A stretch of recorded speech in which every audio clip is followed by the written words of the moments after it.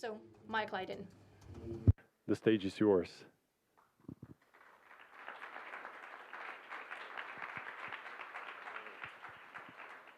Thank you.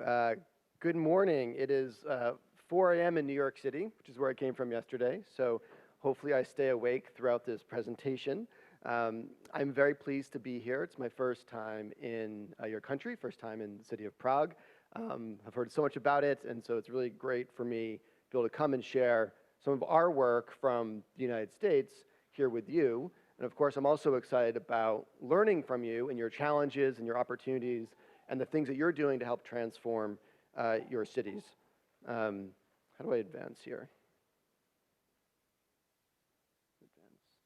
How do I move the slides forward?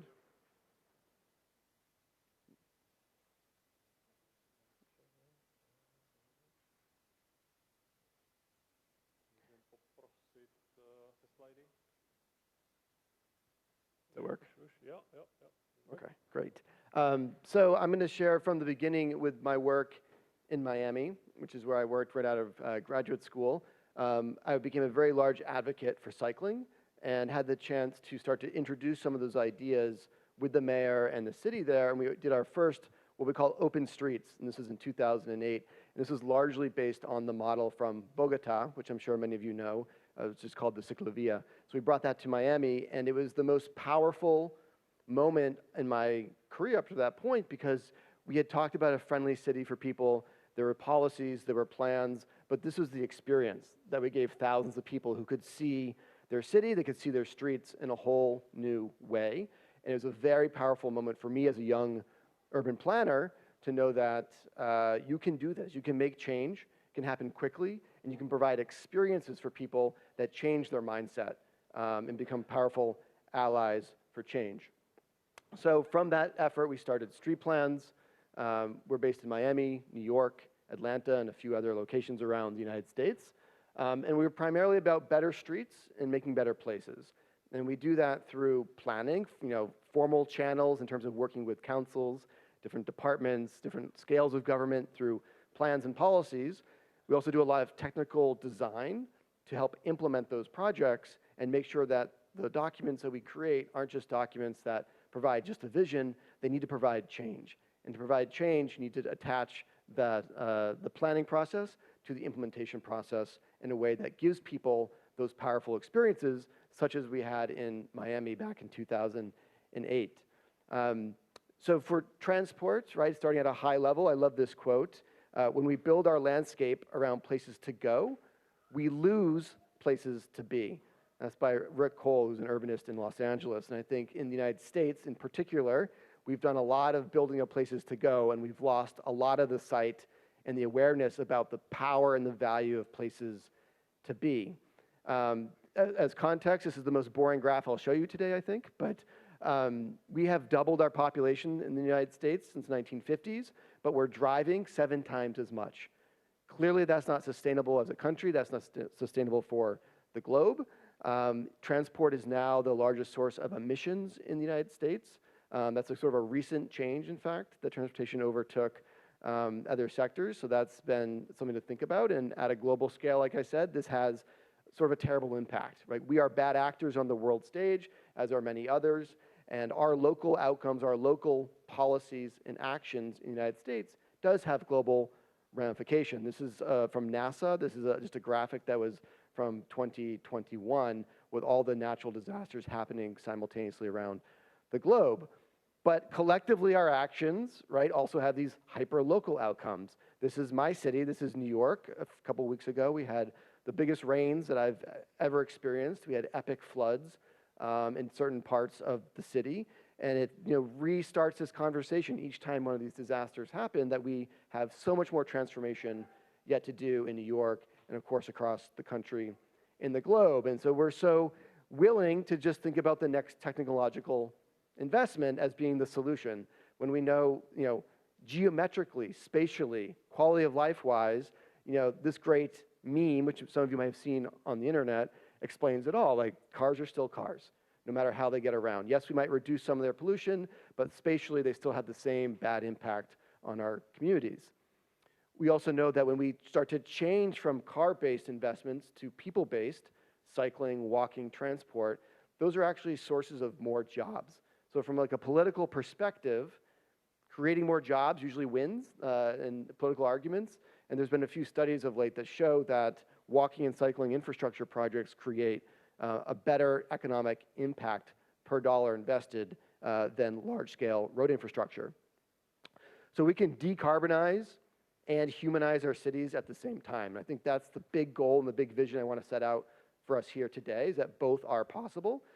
This is New York City. This is Broadway in Soho, which is a very popular shopping district, a very historic, famous neighborhood in New York.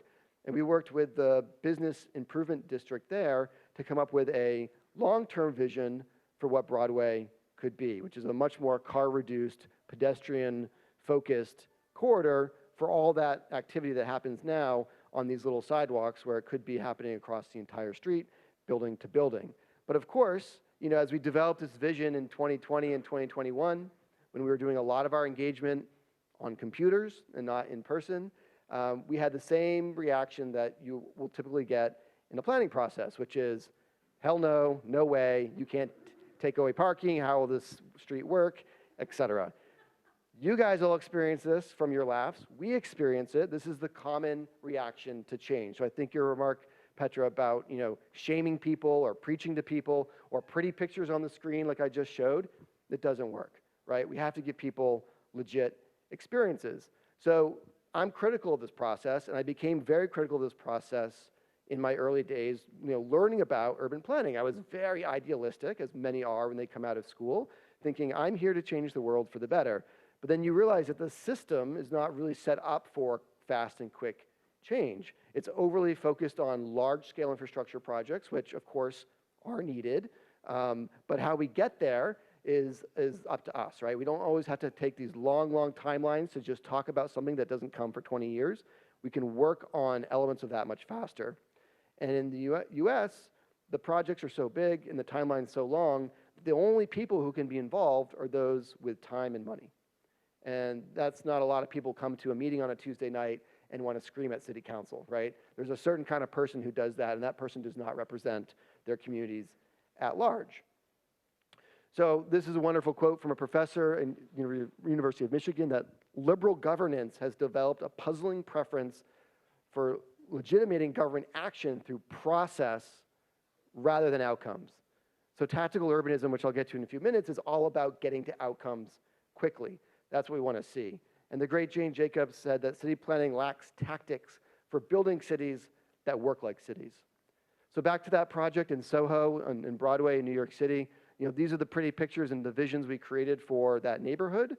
But because of the pandemic, you know, because we weren't engaging in the street with people, we weren't allowed to for a couple of years, we had that same reaction where people pushed back on that vision. Residents in that neighborhood pushed back on this vision, even though it would be less car honking, less pollution, less traffic. They still didn't want to see change. And so as we came out of the pandemic, we thought, okay, now's our opportunity to actually show people what these pretty pictures feel like on the street, and to show leaders that just because we had pushback online doesn't mean we have pushback in the streets, that we can build support in the streets. So this is Prince Street. This is just off one block off Broadway, a narrow little street that has about 4,500 cars a day. And this was what we call a rendering in real time. These are not Photoshopped. Those are real human beings walking the streets when we closed it to traffic. We did this for 4 weekends in the fall of 2021. And the impact of this, just not only on visitors, obviously, who are shopping, but on residents, was tremendous. And I won't read through all the data, but we saw more than 8,000 people walk on that street in 3 hours versus 4,500 people per day. Which one sounds better economically to you? Who's going to spend more money, those 8,000 people or the 4,500 passing through in their vehicles, right? Who's going to make the city feel safe and alive? It's the people, it's not the vehicles. The street immediately filled up with people. We were measuring the decibels, so the noise level. It was much quieter, which means it's much safer and healthier for people to occupy the city streets. And we saw that we learned a lot of lessons about how we would tweak this kind of project if it were to become more permanent, based on this short-term demonstration, right? So the value of this is we're learning. We're not just going to get this 100% right and successful from the first project. We're going to learn what doesn't work as well.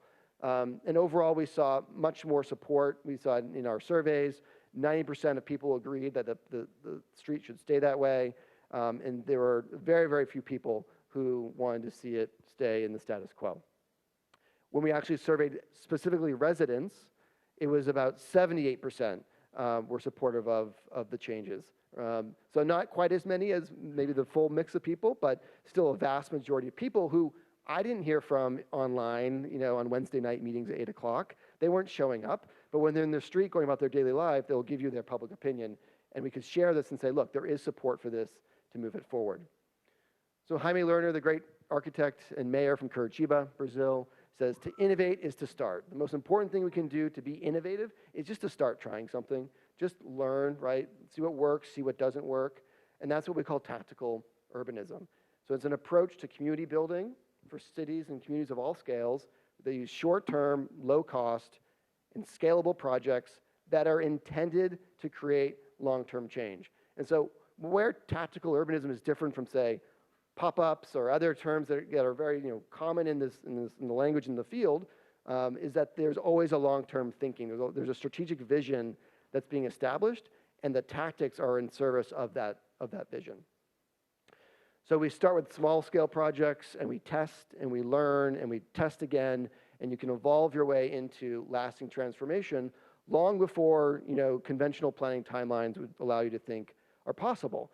Now, this is a good example of a bus project in a city called Indianapolis, very successful bus rapid transit, but there are ways to think about that in iterations, right? From demonstrations as lightweight as cones in the street, to temporary surface treatments on the ground, to building in better stops and infrastructure at the bus stop locations. All can be done cheaply and more quickly and can help inform those lasting million-dollar investments in the larger system that you see there on the right. So we work in these cycles. There's different ways to think about achieving these projects, starting with something that starts in one day. So I won't read through all this, but basically we've developed a whole methodology around who leads these projects, the materials and the maintenance practices, how the public is involved, what level of design flexibility is there at these different stages, and how and what kind of data do you collect. And I won't walk through this in any more detail than that, but the point is to say that there's a real methodology to demonstration projects, which are primarily about community engagement, to pilot projects, which are really truly about collecting data and understanding performance. And then interim design is how you fill that gap between a successful pilot project and the lasting investment, which we know can take 3 years, 5 years, or 20 years. And so that interim moment, that interim design is really, really important to maintain benefit that are achieved through demonstration and pilot projects. So this is a different way of thinking about change-making in our cities. It's really about experiential engagement. It's not about formal public meetings per se. It's very data-driven. So the tools and the methodologies have only improved over the last decade on how we collect this data. It's becoming easier and it's more effective. We see that it can build political will and therefore deliver public benefit faster. And at the end of the day, this is all about people. It's people-centered and it's people-driven. People come out in the streets with us and they help us physically make these changes to our streets and to our neighborhoods. And that is really, really powerful. So that street in Miami I showed you, that the top of the slide, it turned into a vision, and that vision turned into a reality. It took a decade, but it happened. And that is the common story that we see in a lot of the projects and initiatives, not just the ones that we work on, but people in this room and around the world who've really adopted this methodology. You don't always win, you don't always have success, but more oftentimes than not, you can help establish and work towards that lasting vision. And we've grown used to this, haven't we? For better or for worse, with our phones, our software, this idea of versioning. Things can start, as say Windows 3, remember that, how clunky that was? And now look at Windows version 11 today, right? So we've grown used to this continuous improvement. And a city is not like software, but there are some parallels there around how we can think about delivering change. So a little more academic here, but we've really witnessed and have researched and written about these different phases of tactical urbanism. I'd say really it goes way back to the beginning of cities, and you can read our book if you want to learn all about the history of tactical urbanism, but in a more modern sense, in the early 2000s, you started to see citizen activists, not only just create their own interventions in the city, but have the tools like Twitter or Facebook or blogs at that time to share it. And so something could happen in San Francisco and you would see it in Prague the next morning, right? And so we were able to share these images, which were very powerful, and it sort of really increased the narrative around this idea that citizens have power and they can take action to make improvements with or without city involvement.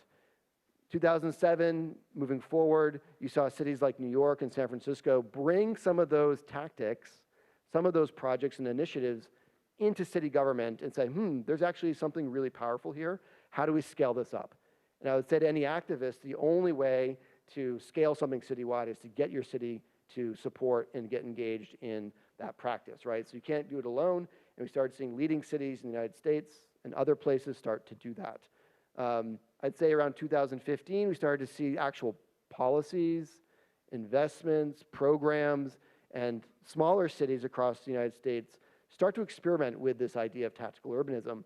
And a lot of that kind of came into this practice that I'll share a lot of imagery from, which is what we call asphalt art. So don't just put out the pylons and the barriers and whatnot, but actually make the street look beautiful. Paint it, work with local artists, work with the community to come out and make those transformations. And we've done a lot of that work with communities across the country and further afield. And then I'll speak about this in a few minutes in more depth, but then COVID happened. That changed everything once again, and you saw this massive global experiment of tactical urbanism unfolding in real time starting in April of 2020, where cities kind of woke up from the stupor of March and realized that we need to take action, and we've got to figure out how to do this quickly, cheaply, and if they were smart, attach that to a larger vision for transformation. So we like to say in our practice, we've gone from hairspray to let it stay. When we're doing some of our early projects, that's literally from one of our pop-up bike lane projects, our demonstrations, we were experimenting with hairspray to make the markings stay longer. Didn't work, but we were trying. Fast forward 5 years, and we've really developed this practice where we have projects that stay for years.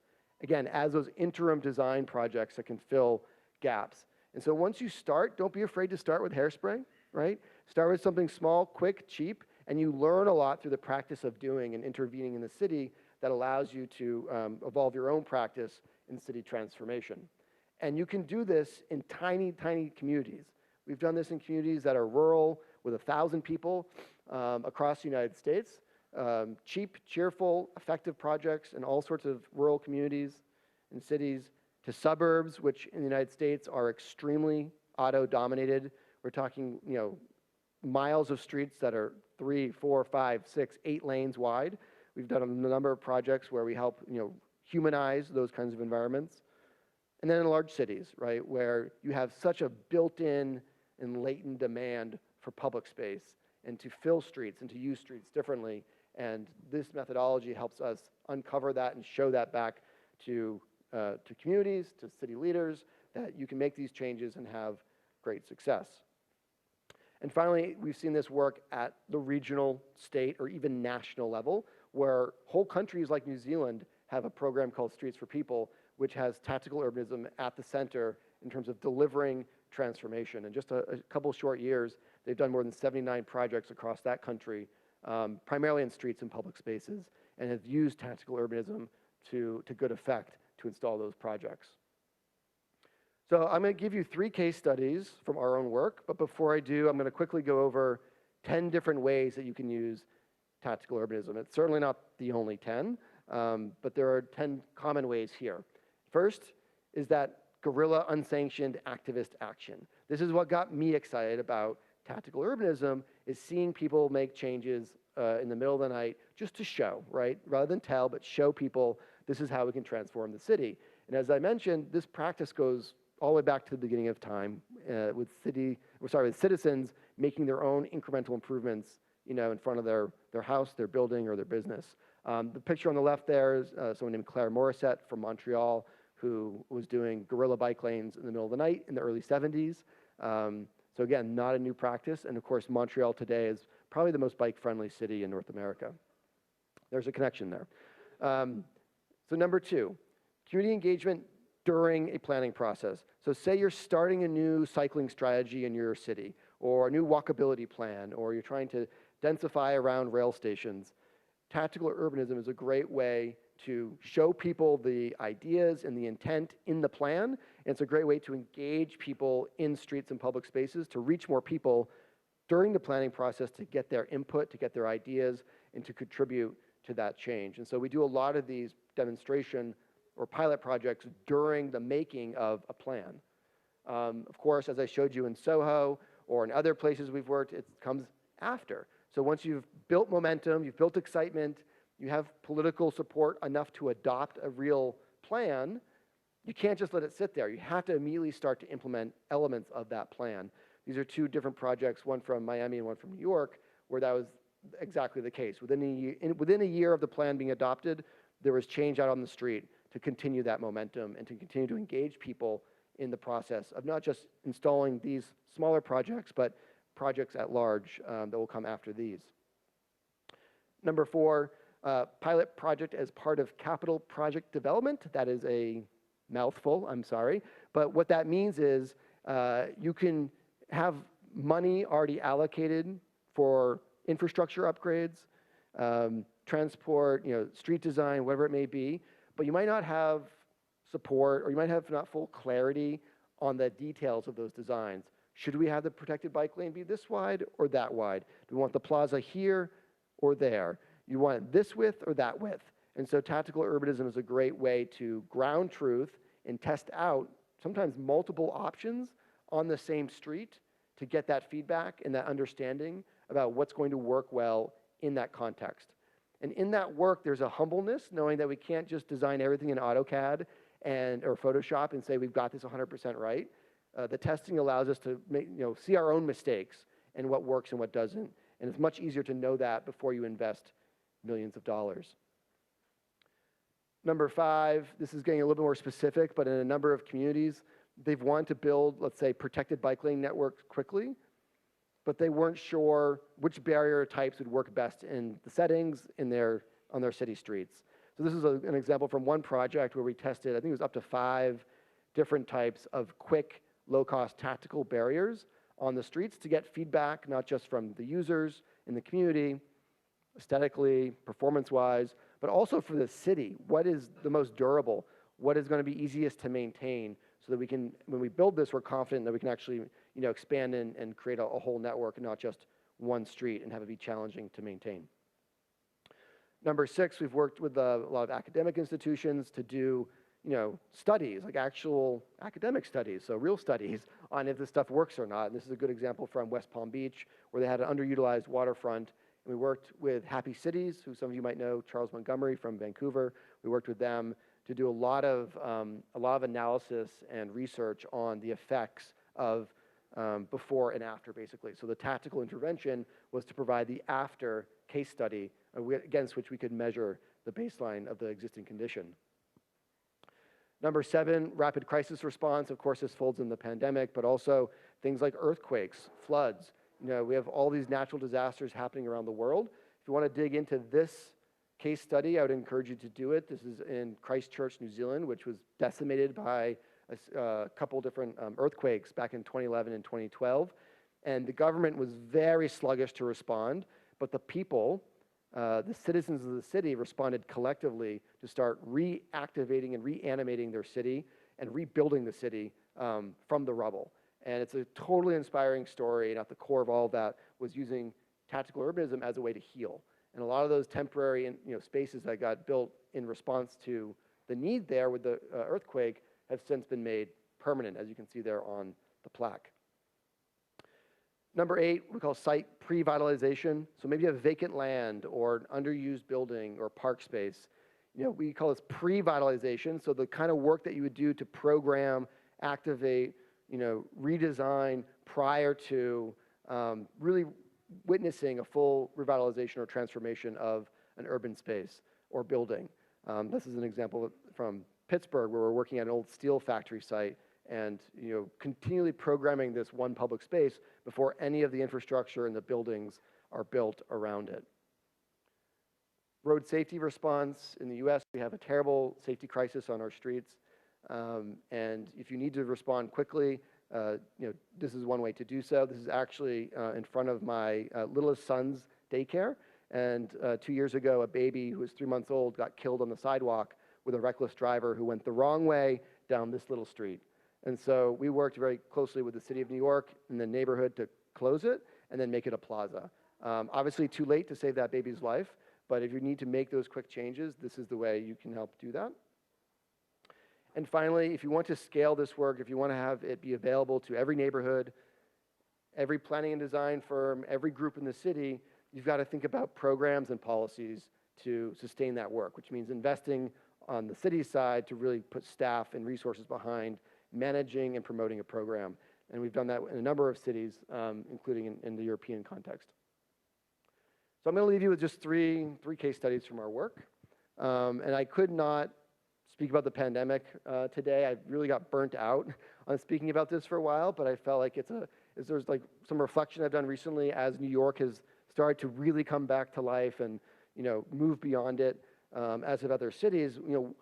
What is it that we all learned in these moments that were so challenging and stressful for our communities, particularly in dense cities where we have to share space so closely? I love this image. This is one of my favorites from March of 2020 in Toronto. This is an artist who, when told that he had to physically distance himself 6 feet on the streets, just started walking around Toronto and saying, that's impossible. There's not enough sidewalk space. There's not enough space in our buildings. There's construction, et cetera. You might have seen this image go around, but the point was cities are dense, they're compact, and if we were going to provide that space, we had to actually take it from other places. And in the beginning of the pandemic, at our company, we started to document all the changes that were being made globally. And they really boiled down to 6 primary changes. Of course, there were offshoots, but the core things were open streets, dining outside, what was called open curb, so basically using the curb space for a variety of different things, slower shared streets, temporary bike lanes, and then it was mentioned earlier, the buttons. Everyone was scared of the buttons on the street. Don't touch them, don't touch them. Of course, we learned a lot about the pandemic after those first several months, but this is what it really boiled down to. There were literally, thousands of different initiatives around the country, hundreds and hundreds of cities, probably more than we could track, all across the globe. We're engaging in some of these 6 tactics or combination therein. So like I said earlier, it was experimentation at a grand scale. But even as cities try to continue on with life, such as voting, right, we realized that we weren't really set up to do things in a crisis like a pandemic, and there will be more crises in the future. And we had these moments in the US of these trends and responses to the pandemic and the racial and race relation challenges we have in the US that really all kind of collided. And this image, I think, does more than any to spotlight that, where you had people at brunch having a nice meal on a Sunday morning with people in the streets protesting for racial equity. So it's this moment where the tactical and the community and the response to these social challenges were all in the streets. And it really was this moment, at least in the US, where there's a lot of questioning about all of these things and how we build our cities and live together in them. And so through this work, we worked with the Global Designing Cities Initiative and NACTO and Jeanette, who you'll hear from tomorrow. Worked closely with them to document this and provide guidance, not just for helping communities respond to the demands of the pandemic, but to think about what is going to be learned for the long term in the recovery. If we're going to go through this terrible, crisis as a globe, what can we learn from it moving forward so that if there's another crisis, we're better prepared? And so what we saw was sort of that adaptation of tactical urbanism, the different types of projects be tried and play out over the course of the pandemic. And of course, many communities have since reversed. They've gone back to what the status quo was. And while others who are leading the way have started to double down and invest in either interim design or long-term capital upgrades, which on the right, that's in Paris. That's one of their many 50 kilometers of protected bike lanes they built during the pandemic, and they're already making them permanent. So some cities are leading and some are going back to status quo. In New York, we learned very clearly that our curb space is way undervalued. not just socially, but economically. This is Dumbo, a neighborhood where we have our office, and this is a very famous street because of the bridge and the way that it frames the Empire State Building. This has since gone to future investments and has become more of a permanent plaza. We also saw that dining and whatnot could provide a huge return economically. And so this is another street in New York that got transformed into a pedestrian street on the weekends that has been a huge success. It saved all those businesses on the street. And when you do the calculation, you can see that there's almost a 500% increase in government revenue from using that space for dining versus the cost of parking and parking meter revenue. And there's been a few studies like that that have come out in the United States recently that cities are starting to understand that when we charge $2 an hour for parking, but people are willing to spend $50 on a meal, maybe this is not the best use of our space, which is interesting. There's another example from Los Angeles, so a very different kind of city, more car-oriented city. They saw that the sales tax in the corridors that were being studied was twice as much as those that did not engage in curbside dining. Cities have had to evolve their programs. Some have made it harder, some have made it less hard. I think there was a lot of wisdom in those early days about how we just got rid of the regulations to get things out onto the street to make change happen. Now, obviously, you need some regulation and some guidance and program longer term to evolve pandemic responses, but you can also tip too far in one direction where it becomes too onerous and the benefits of that program go away. And we've seen that happen in many communities where it's too expensive, it's too hard to get the permit, or you can only do it seasonally, in and out, and restaurant owners and others have said it's not worth it. So you got to think really carefully about policy as tactical stuff starts to become programmatic and more permanent. It doesn't have to happen all at once, like in Paris, right? You can go from this kind of scene on 34th Avenue in Queens to this is a rendering that we made for the longer term vision for that street, and this is what it looks like today, right? It doesn't have to go to that permanent infrastructure. This is about a mile-long corridor that became a public park in a community that has very little access to park space. This is the New York City Department of Transportation who led this project, and it's a great next step coming out of the immediate responses, which were very cheap and quick to put out on the street. That's what that looks like today. Tactical urbanism is tactical resilience. We saw communities that already had programs and ways to say yes to changes on the streets have more success in getting their responses together faster.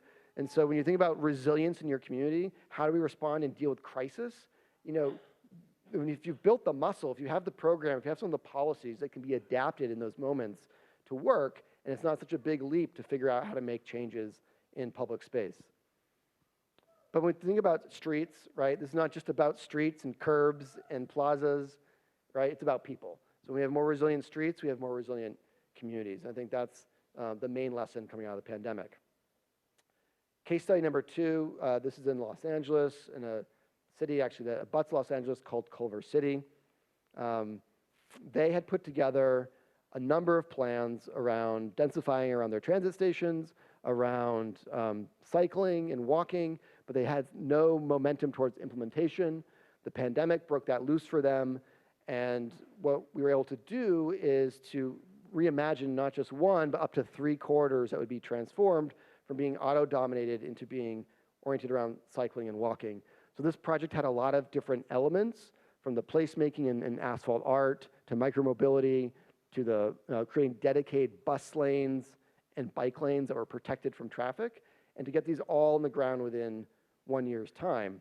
And so the design approach was to, we had to work very technically to get the drawings right, because we were going from a 5-lane street down to a 3-lane street, and to introduce all this artwork. In fact, about 30,000 square feet of artwork. And of course, like all of our projects, the community helped us deliver them. So it was another moment of engagement in that process, which had almost 45 different community meetings to result in 2.5 miles of new dedicated bus lanes and protected bike lanes, 14 new bus boarding platforms, 30,000 square feet, as I said, of asphalt art, and there were more than 1,500 linear feet of curb extension, so more pedestrian space at the corners. So before, and after, before, and after.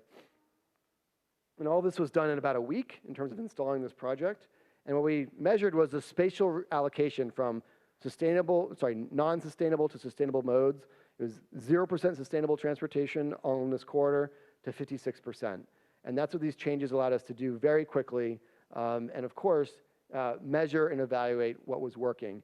And we saw a lot of great outcomes. Lots more cycling and micro-mobility use, more walking, people spending more time in the downtown. Car times really didn't change much. They were a little bit faster one part of the day. They were a little bit slower another part of the day. But you have to look at the benefit and say, is that worth it? And we thought that it was. We did 2 different rounds of reports over the course of a year. So we call it the pilot reports. And this is the overall summary, which I won't read through, but it was all very positive in terms of the goals of the original project and what we were trying to achieve, and as that related to city policy and city plans that had been adopted. But, there's risk, right? There's political risk when you do these projects. And as we were finishing the pilot study process, the politics and the people in office changed. And 3 new councilors came in, and they were running against this project, saying that they didn't like it because it took away space from cars, even though we showed it barely caused any more delay. And what wound up happening was a compromise, quote unquote, which was to remove the physical protection from the bus and bike lanes and to combine the bike lanes in with the bus lanes, which we know is not really a great way to go necessarily, and add back in another vehicular travel lane. So, these projects, we have to remember, they're great because they're quick and you can put them in, and they're great because they're flexible, but the risk is, quite honestly, they're flexible and they can be taken out or watered down or removed. So you have to think about the advocacy and the messaging and the politics behind all this work, because that's what actually makes it go from the temporary to the more permanent. And in Culver City, I'd say this is not a complete failure, but it certainly is not the outcome that we wanted coming out of that process. Okay, last example, Jersey City. I like to say I love working in smaller cities because you can get a lot done quickly with a lot less bureaucracy. And Jersey City is one of those examples. It's next to New York, but it's only a city of about 275,000 people. But it happens to be the second densest city in America. So there's a huge amount of demand for space and to potentially rethink streets. And we've worked there for a long time now, project after project and plan after plan, to take this methodology and pretty much put it on steroids so that we could apply it citywide. So it started back in 2016 and 17 with a walking strategy where we used demonstration projects to engage the community in rethinking streets, the streets that were the most dangerous across the city, came up with policy and plan recommendations such as different ways to use the curb space, and then put that into the final report. But to Jersey City's credit, they started immediately with installation. And these are very quick, low-cost projects. They didn't want to invest a ton of money because they didn't know if they would be accepted politically. And so they don't always look the best, but they were testing the spatial change on the street. And what they found was there was a lot of support for that from the pedestrian perspective. And so then we worked on their cycling strategy and their design guide, along with what's called the Vision Zero Action Plan. So how can Jersey City get to 0 deaths on city streets? And again, like the walking strategy, we used a demonstration project for the cycling strategy, which was, here's your before, use of street, and then here's the after, trying to test out on a very challenging corridor what a protected lane might look like just for 4 days. This was only for 4 days long. During a festival, a lot of people were out. And we saw people used it. They used it in the way we intended, the way we expected. And then that project got made a bit more permanent, not totally permanent. You still see some temporary materials here. But they've since made tweaks and changes to that design based on the performance of both the demonstration and the pilot. Again, I won't go through the data, but high level, increased cycling, increased use of the cycle hire scheme, which was great, and reduced vehicular travel times. We took space away from cars, and they were able to travel more smoothly through this important corridor. So from that point, we said, okay, there's a lot of momentum here in Jersey City. Let's start to scale this up to the priority corridors around the city that were identified in these plans. And so this project, this specific example, has gone through 4 different iterations in 4 years. It may not look like it, you can't tell from the picture, but the protection has gotten more permanent, the materials higher quality, the paint longer lasting, the designs tweaked here and there. So that's what we mean about iterative and step by step, that you don't have to start with the most permanent thing. Start with what you can get on the ground quickly. And on a whole in Jersey City, we've completed just over 50% of the protected bike lanes that were proposed in the plan in 5 years' time, which is, for a city of that size, that's rapid change, rapid progress. They have 3 people who work on transport in the city, 3. And this is what we've been able to get done there with this methodology. Here's a great example of their main commercial street in their downtown city center. Went from that to the middle for 5 years. It was just paint from the Parks Department on a tennis court. They just had leftover paint from the tennis courts, and they put it down on the street. 1 block became 2, became 3, which then became, the permanent pedestrian street that you see on the right there in 2022. A year ago, we worked on open space, so how to take streets in a city that has very little open space and create the open space in the streets themselves. So we worked on a number of different public space projects that did exactly that in the city. Very quick and cheerful. These were demonstrations, so they weren't meant to last more than a week, but it allowed us to really engage people and talk specifically about the stewardship and the management of these spaces and what we could learn through this process that could go into permanent policy at the citywide level. So we did all sorts of data and collection of information on these projects that turned into those policy recommendations that have been adopted by the city to better manage the public spaces, current and future. And the point of all of this, right, if we think about our communities being resilient, being safe, being dynamic, you have to have streets where people don't die. And in Jersey City, a lot of people were dying on the streets for a long time. And what's been amazing, it's hard to see in this graph, but these are the traffic fatalities on city streets and on streets that are controlled by the state or the county, so 2 different levels of governance. In 2022, we achieved 0 fatalities on city streets. Not on state, but on city streets for the first time ever. So that's the huge achievement that they set out to achieve that by 2026, and they did it 4 years early.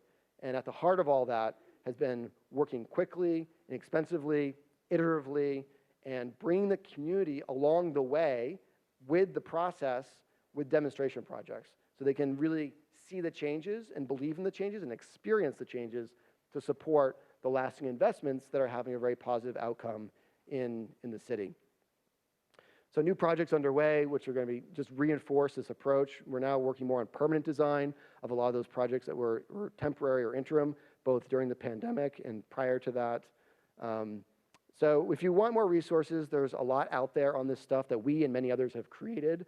Many partners around the world have helped put together different guides in different languages. None in Czech yet, but just let me know if you want to do a translation or create one yourself. That would be great. But you can go to that website or our website to learn a lot more. The reason we do this work, I think, can be summarized by this great quote, that the brain tends to remember 10% of what it reads. So if you read one of those guides or if you read our book, good for you for remember more than 10%. 20% of what it hears, so if you, in a year's time, remember 1/5 of what I said today, great. But 90% of what it does or simulates. So when we do the doing, we learn so much more by the action of doing things collectively than by listening or reading. And that's the power of this methodology.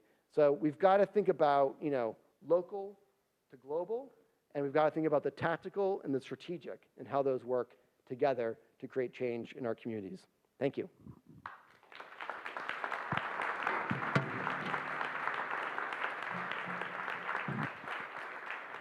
Mike, thank you. Thank you.